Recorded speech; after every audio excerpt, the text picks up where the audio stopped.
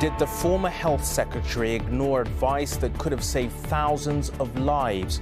Pressure continues to pile on Matt Hancock after a staggering leak of messages between ministers and officials at the height of COVID. He denies allegations that he disregarded calls to test everyone who went into care homes at the start of the pandemic. But you may imagine the response from those who lost loved ones. Matt Hancock went out of his way to ignore the scientists' advice and then to have the gall or the audacity to actually say that we will put a ring of care around the care homes. What will be revealed next from the 100,000 leaked messages? We'll have Romilly with the latest, also on News at 10 tonight. More health service headaches for the government, a serious escalation in ambulance strikes. One union warns it will respond to only the most life-threatening calls. Jack. Raids to crack down on drug crime. Julie reports on the vulnerable people whose homes are taken over by gangs, exploited by a practice called cuckooing. These people that are taking your life, exploiting it to make money for themselves and make your life a living hell. And Rupert's live from the Arctic Circle with a special report on record lows in global sea ice levels. They say here on Svalbard that it's heating up 7 times faster than the rest of the world. And a seat fit for a king. This 700-year-old chair will be centre stage in the royal coronation in May, and it's providing some surprising secrets.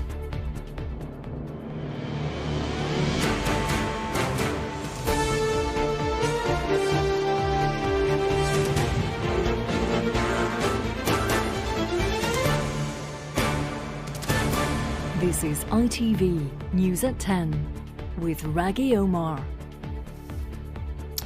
Good evening. When thousands of frail and elderly people were dying, shut away in care homes at the start of the coronavirus crisis, the public had no idea how decisions were being taken in Westminster.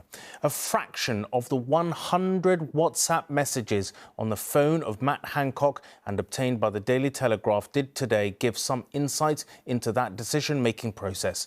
The former health secretary has set about challenging claims that he ignored expert advice on testing everyone coming into care homes. His spokesperson flatly denied them.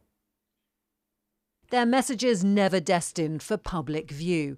Tens of thousands of leaked WhatsApps to and from the then health secretary at the height of the COVID pandemic that had left Matt Hancock facing renewed accusations he didn't do enough to protect care homes.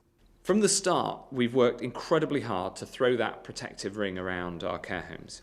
That was Matt Hancock's assertion in May 2020. But in these messages leaked to the Daily Telegraph, he appears to overrule advice from scientists to test everyone going into care homes, writing to an advisor on 14th of April. Chris Whitty has done an evidence review and now recommends testing of all going into care homes. This is obviously a good, positive step. After a meeting about testing capacity, his advisor replies, "I wasn't in testing meeting, just to check. Officials are saying your steer is to remove the commitment to testing on admission to care homes from the community, but keep commitment to testing on admission to care homes from hospital. Is that right?" Matt Hancock replies, "I would rather leave it out and just commit to test and isolate all going into care from hospital. I do not think the community commitment adds anything and it muddies the waters." For the bereaved like Danielle Kirstein, whose father Walter died from COVID caught in his care home, this is hard to accept. Matt Hancock went out of his way to ignore the scientists' advice and then to have the gall or the audacity to actually say that we will put a ring of care around the care homes. And that he actually said that. Well, where was this ring of care? It was on the 17th of March 2020 that the NHS said it would clear hospital beds by discharging patients into care homes. The guidance on the 2nd of April said a negative COVID test for those patients was not required. It wasn't until the 15th that hospital patients were tested before being admitted, and 4 months later, in August, that those sent from the community were also tested.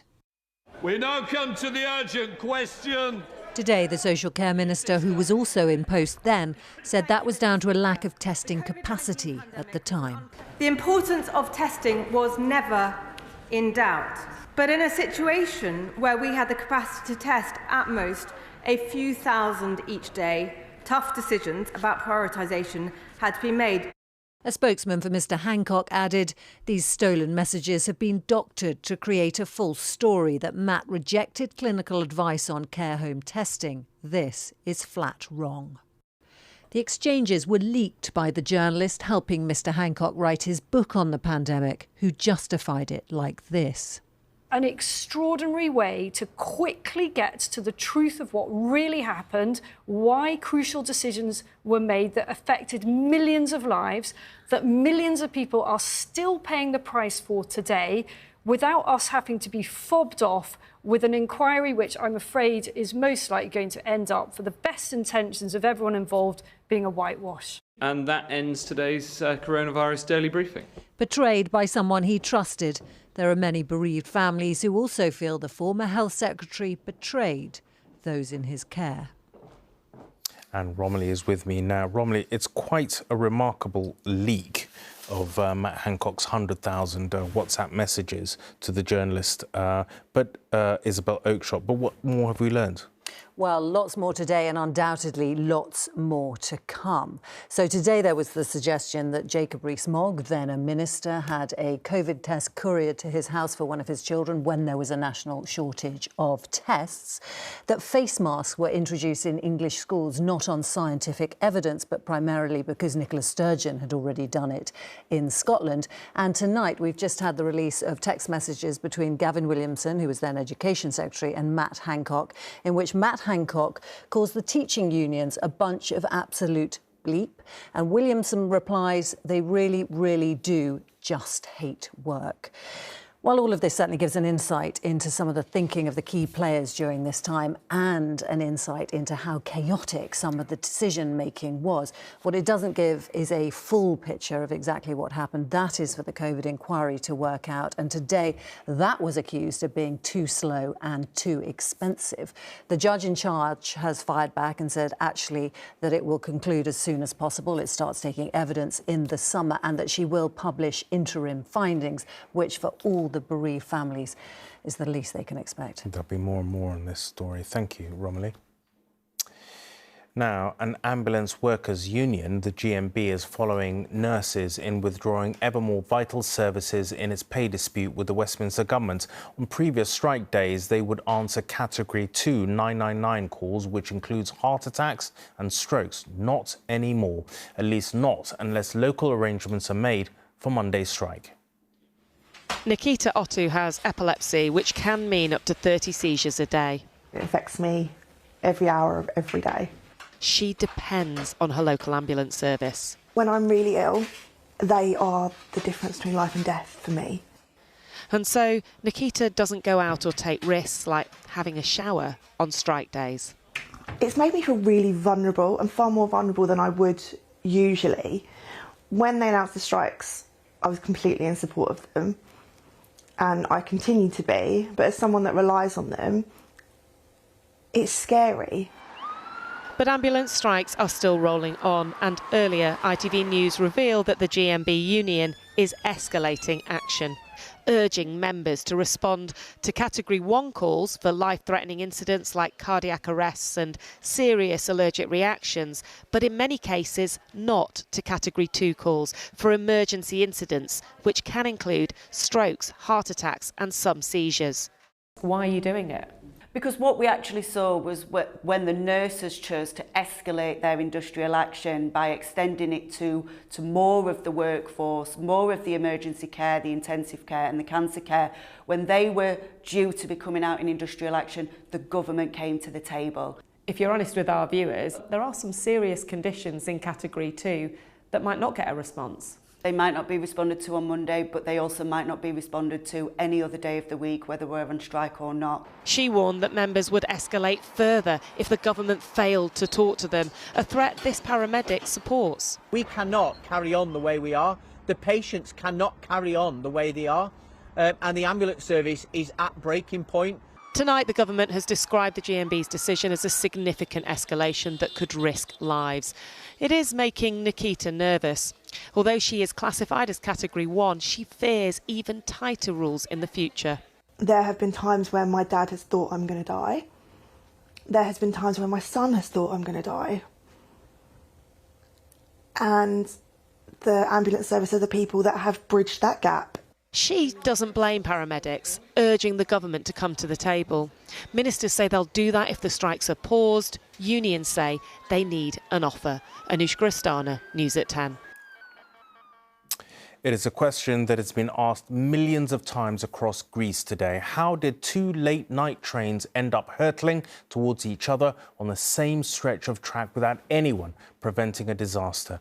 At least 36 people were killed when the two trains crashed in the east of the country. One was a freight train, the other a passenger train. There was a high proportion of university students among the 350 people on board. A local station master who controlled the signalling has been arrested.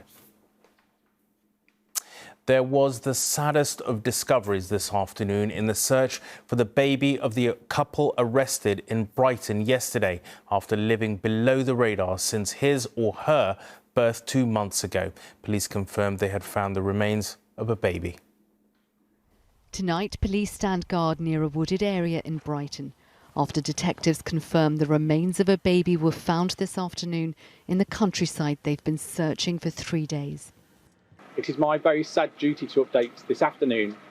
Police officers searching a wooded area close to where Constance and Mark Gordon were arrested discovered the remains of a baby.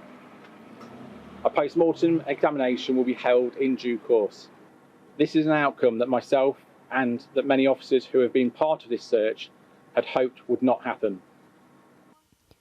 Constance Martin and her partner Mark Gordon remain in custody after being arrested on suspicion of child neglect and gross negligence manslaughter. The police have asked for more time to question them. Hundreds of officers had been scouring 91 square miles of the Brighton area, working day and night to try and find the baby, when the newborn's parents were detained on Monday night. They'd been missing for almost 8 weeks, the police growing increasingly concerned for their child. Numerous CCTV cameras captured them as they travelled across England by taxi. Ms Martin, an aristocrat from a wealthy background, having access to a substantial amount of cash, allowing the couple to live off-grid. The police had hoped the baby would be alive, but it looks like those hopes will surely be fading. Sejal Karia, News at 10, Brighton. To many people, the term modern slavery suggests victims from abroad being trafficked here for forced labour. But the latest annual figures show that British people make up the biggest group subjected to exploitation. It's largely down to so-called county lines drugs running operations. A specific feature of this serious crime is known as cuckooing. It's when a vulnerable person's home is taken over by a drugs gang as a base for its operations. It's a cruel and violent practice, but it's not actually a crime itself. Campaigners say that must change. Understandably, it's hard to get victims to talk, but Julie has spoken to one woman about the shocking things that have happened to her. The brute battle against Britain's drugs gangs is relentless for forces across the country. Jack. But increasingly the police are recognising that as well as criminals hiding behind closed doors, there are victims too. Vulnerable people whose homes have been taken over by drugs gangs for their operations, in a phenomenon known as cuckooing. He basically moved into your flat? Yep, and his little foot soldiers. Susan, not her real name, is a mother and grandmother and a recovering drug addict. One summer night, a drug dealer got into her flat, set up shop, effectively enslaving her and changing her life forever. He slept on the settee, I had to lay next to him on the floor. He'd get a pizza and give me a crust of it. He was keeping me awake nearly 24 hours a day, running, selling drugs. I spoke a couple of times out of turn. I got burnt with cigs on my arms. He cut my tongue. He cut your tongue? With a Stanley blade. And he says the next time I speak without permission, I'll cut my tongue out. What was it like to live under those conditions? You just exist. And you're numb to everything around you. But these people that are taking your life, exploiting it to make money for themselves and make your life a living hell. It was a full year before police rescued Susan from her situation. If you do need anything, you need any help, we're always a good point of call. In a different county, in the face of rising incidences of cuckooing, police are adapting their approach to community patrols, keeping an eye on those most at risk of exploitation. All big towns and cities have an issue with county lines and cuckooing. The two go hand in hand. It's not just about those vulnerable people who absolutely need our help and protection from exploitation. It's about working hard to get the people up at the top of the tree who are the exploiters and taking them into the judicial system. But currently, cuckooing, the taking over of another's home, is not a specific criminal offence. It means that data on its prevalence is not routinely kept. One snapshot in 1 week across England and Wales last year revealed nearly 800 homes cuckooed. It's thought thousands could be affected. Charities and campaigners now want this addressed in the government's new modern slavery bill. It's very hard to understand what's happening right now beyond the anecdotal cases. So we contacted 43 forces, only 7 of them gave us data. Cuckooing is absolute torture. The safest place you should have is home. They're tortured, they're abused physically, sexually, mentally. They are kept as slaves in their own home behind front doors. For Susan, her story should be a wake-up call. Take these little blinkers off and start helping people instead of walking down the road. She speaks from a place of freedom, not just for herself, but for the hundreds trapped by cuckooing whose voices can't be heard. Julie Etchingham, News at 10. Well, you can hear more about the issue of cuckooing with Julie in conversation with Lucrezia Millenari on the ITV News What You Need to Know podcast. That's on our website or where you normally get your podcasts from. Still to come. It's cold, but not cold enough. Why record low levels of sea ice at the polar caps is bad news for all of us. And we take a look at the ancient graffiti on a very special chair. Those stories and more after the break.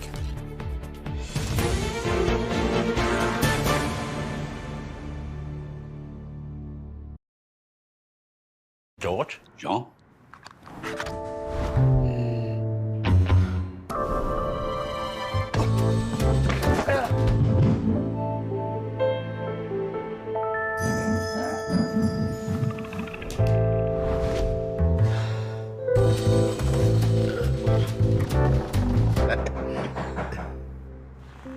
Don't forget to recycle. Unbelievable. Unforgettable. Nespresso. What else?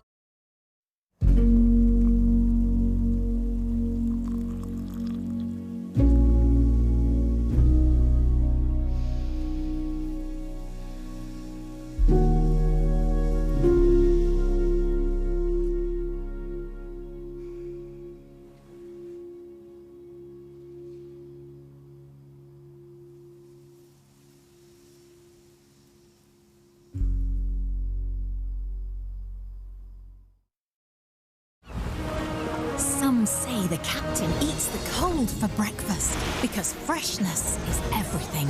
It's locked in from sea to plate. And as the captain says, if you like your fish fingers as fresh and tasty as I do, then get on board the UK's most loved fish finger. We start our day with Actimel. It helps support your immune system with vitamins D and B6. I've got into the habit too. It's one of my favourite new routines. And it tastes delicious. It's our family's little daily habit. Start your day with Actimel. Immune support. So, Money Super 7, what have we got? I could save people up to £330 on car insurance. Good start. What else? I'm on at 8.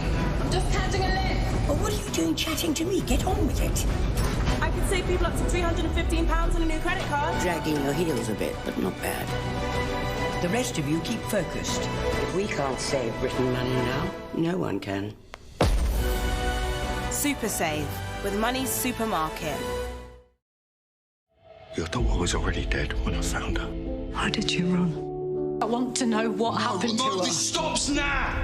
He knew what he was doing. How can you be so sure? Without Sin. Stream free on ITVX.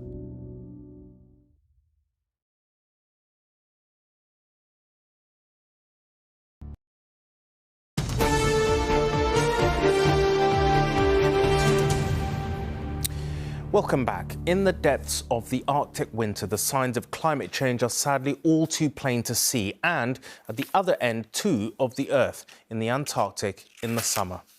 The Antarctic sea ice is at its lowest recorded level for this time of year, 691,000 square miles. That's 52,500 square miles less than the previous recorded low just last year. That is roughly the size of Greece. Now, the less ice there is, the quicker the climate heats up. And few places are heating up quicker than Svalbard, off the coast of Norway, 7 times faster than the rest of the world. On Svalbard, these are the coldest weeks of the year. Still technically polar winter, the sun is not yet above the horizon. It's -12, double that with the wind chill. And here, 650 miles from the North Pole, on land, the notion of a heat wave feels far removed from reality. But it's too warm. The ice fjord, as it's called, is free of ice again, and science is only just starting to understand why.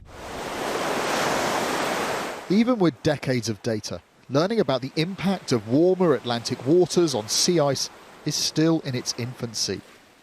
It's called the Atlantification of the Arctic. Warmer, saltier water from the south pushing its way north. This is what is melting the sea ice much more rapidly than the increasing air temperatures do.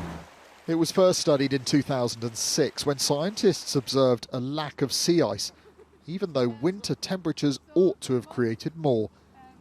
Oceanography student Francesca Ruff hopes her work here will reveal more about this little-known process. And it's a really complex system that is happening right now. So there's no old data that you can look at. It's all new science. For the big picture, you have to go to space. Comparing satellite images of average sea ice in the 80s with the average from the last few years is stark. Globally, preliminary data suggests we are headed for a record melt this year. At the moment, the fjord is so warm that the atmosphere will not make it freeze over. There's just the amount of energy you would have to pull out from the fjord is so big that it will not freeze. This matters because sea ice reflects solar radiation. Without it, the sea will warm faster. The net effect, of course, is all that absorbed heat just helps to melt this part of the world quicker than anywhere else. They say here on Svalbard that it's heating up 7 times faster than the rest of the world. 7 times faster. Rising ocean temperatures have an impact on land too. Heading into the interior of these islands is a chance to see the story of this winter's snow and rain. For those studying snow, it's what they find beneath the surface that exemplifies a changing climate. Snow is a porous media, fills the air, space, freeze and form ice layers. And those one you can see them here. That is about 1 centimeter or 2 centimeter ice. So this snowpack, it tells me the story of the winter. Yeah, the snowpack, a snow layer on the snowpack, a snow layer is a consequence of a weather event. Either a snowfall, precipitation, either a windy month, which redistribute the snow, or a warming month, which will melt the snow and can form ice. Reindeer struggle to scratch through ice to feed. Changes in this fragile ecosystem impact their population and the survival of other Arctic animals. A reduction in sea ice touches us all. Warming here leads to extreme weather across the planet. Rupert, it's a sobering report that you just made there. And the question is, what are the implications for all of this for us? Well, look, the polar regions, if you like, are almost the air conditioning units of the globe, aren't they? North and south, the cold points that help to regulate the temperature of the planet. Now, as they warm up, as the sea ice shrinks back, so the whole planet is touched by that. It's almost as though you could throw a stone into the fjord down here and the ripples that it creates find their way across the planet. We've been here for 3 or 4 days and it's been incredibly striking. Speaking to those people who study the climate change here, how quickly it is happening, how much they say, well, 30 years ago it would have been completely different. We would have had sea ice here in winter. 30 years ago on the interior, they wouldn't have had those layers of ice in the snow. It's happening so fast, and the impact is all those extreme weather events that we see in the UK, or we see those in France and across the world. They're all impacted by the melting sea ice. And think of this, they say that by 2040, in the summer, there may be no snow, no ice at all at the North Pole. That's quite a thought. Rupert, thank you very much from Svalbard. Now, before the UK starts handing over to Ukraine the promised 14 Challenger tanks, the first due later this month, Ukrainian troops have to complete their training. It isn't just about driving and firing, they have to master the maintenance too. Any general who sends tanks into battle should have one of these, what the British Army calls an armoured recovery and repair vehicle, essential if a tank breaks down or is damaged in the fight. On an old airfield in Wiltshire, Ukrainian volunteers are being taught how to use them. What do you think of the British equipment? Що ви думаєте на рахунок британського обладнання? Все окей, супер. Okay, super. Yeah. A British Challenger tank has a 4-man crew, but for each of them, there are dozens of support personnel, mechanics and armourers. Their training would normally take months. Here, they're doing it in weeks. For security reasons, the volunteers we spoke to were told to cover their faces. What were you doing before the war? Before the war, I was like a programmer. So computer programmer? Yeah, I was a computer programmer, but now I'm like a artillery crew. It's difficult what you're doing because you're learning so quickly. You're having to learn so quickly, right? Yeah, like we don't have much time. We need to learn quick and fast. You get a real sense here of what being an ally of Ukraine actually means. The Ukrainians say they'll need 300 main battle tanks to achieve their military objectives. The UK is giving them just 1 squadron. That's 14 of these Challengers. But providing even that level of support demands a huge amount of precious military resource. The Chief of the General Staff has said UK armed forces will be made temporarily weaker because of the contribution they're making. The commanders here wouldn't tell me exactly how many of their people are involved in the training programme, but there are around 100 Ukrainians here at any one time, and a new group comes in every 5 or 6 weeks. Without the logistic tail that goes behind it, without teaching people to maintain them, essentially you're sending people 60-ton paperweights. You know, they've got to be able to look after this kit. Do you have any concerns that British military capability is being depleted as a result of our role as a Ukrainian ally? So I think there's been commentary by people far more qualified than I in the press about this, and there will be short-term penalties. But actually, you know, in other aspects, it's given us opportunity to modernise. So yeah, it's definitely a two-way process. The trainers here all spoke of what a privilege it is to teach men and women on their way to fight for their freedom. The British contribution to their struggle may be comparatively small, but it is being made at some cost, and the students here promise it won't be wasted. Geraint Vincent, News at 10. The house that's been the UK home of Harry and Meghan next to Windsor Castle is about to get a new resident. A spokesperson for the Sussexes have confirmed that they have been asked to move out of Frogmore Cottage. Reports suggest Prince Andrew has been lined up to move in. It is another weakening of the ties between the Sussexes and the royal family in the run-up to Harry's father's coronation. Talking of which... Finally, as pieces of furniture go, the coronation chair doesn't get a lot of wear normally. Out it comes once every monarch's lifetime. But it is now more than 700 years old, so it needs a bit more than a dust and some polish to have it fit for the King's ready big day. It has survived civil and world wars, a suffragette bombing and vandalism, and is one of the most rare and precious pieces of furniture in the world.